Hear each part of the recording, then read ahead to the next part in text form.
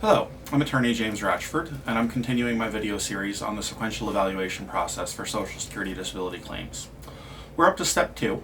Step 2 is the severe impairment step. The question at this step is, does the person have a severe impairment? And that's another legal term that has a very specific definition in Social Security. A severe impairment means a medical condition that imposes some kind of limitation on the person's ability to function in the workplace. So this could be any medical condition, whether physical or mental, but it has to be diagnosed, and there are a couple of criteria that have to be satisfied. First, the condition has to be actually diagnosed. It's not enough for the person to say that they have the condition. It's not enough for them to think that they have the condition, and it's not even enough for it to be in the medical history as something that they told their doctor they have. There actually has to be a diagnosis by a qualified medical source in the record that says that the person has this diagnosis. The second major requirement is that the diagnosis, the medical condition, has to impose some kind of limitation on their functioning. So for example, this could be something that impacts the basic requirements of work, like your ability to sit, stand, and walk through the course of an 8-hour day. Or it could be something that affects your ability to stay on task for an 8-hour day, or to be at the workplace an 8-hour day, 20 days a month. Any kind of limitation that imposes on the workplace functioning as a result of a medical condition is going to be enough to satisfy the standard of disability at step 2 for whether it constitutes a severe impairment. Now this is kind of a negative evaluation in that at step 2 you can't be found disabled, but you can be found not disabled. And what that means is that there has to be some kind of impairment for the evaluation to proceed onward past step 2. If at step 2 the government determines that you have no severe impairment, then there's no further analysis because you cannot be disabled without a severe impairment.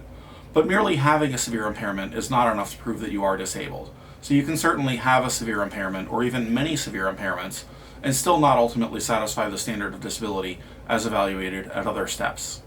One key element that often trips people up is the diagnosis. In order for a diagnosis to count as a severe impairment, it has to be diagnosed by a qualified medical source. Now, a qualified medical source an acceptable medical source is the legal term that is used. And that means somebody who meets Social Security standards for who is qualified to diagnose a condition. This is going to be a doctor with a D in their credentials, an MD or a DO, or a PhD psychologist. Other doctors who do not meet these requirements, or practitioners who are not doctors, are not going to be able to diagnose a condition to establish it at step 2. So you need somebody with an appropriate credential. So there are a couple of other doctor types that qualify. Podiatrists come to mind who are not DOs or MDs, but a chiropractor cannot diagnose to establish a severe impairment. That is not an acceptable medical source. Also, a nurse practitioner in general is not an acceptable medical source, and a social worker in general is not an acceptable medical source. So there has to be a diagnosis provided by essentially a doctor of some sort and not one of these other medical providers that many people get their care from. As for the criteria of the imposing a limitation, we do apply what is called the de minimis standard. And de minimis means it has to be something of even a minimal nature. It has to just be more than a mere scintilla of limitation, and that is actually a legal term from the cases that have discussed this.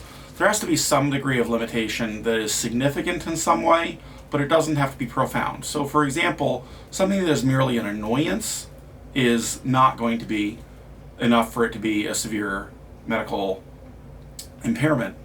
But if it imposes any kind of realistic limitation, slows you down, stops you from paying attention, that is all going to be enough to make something a severe impairment.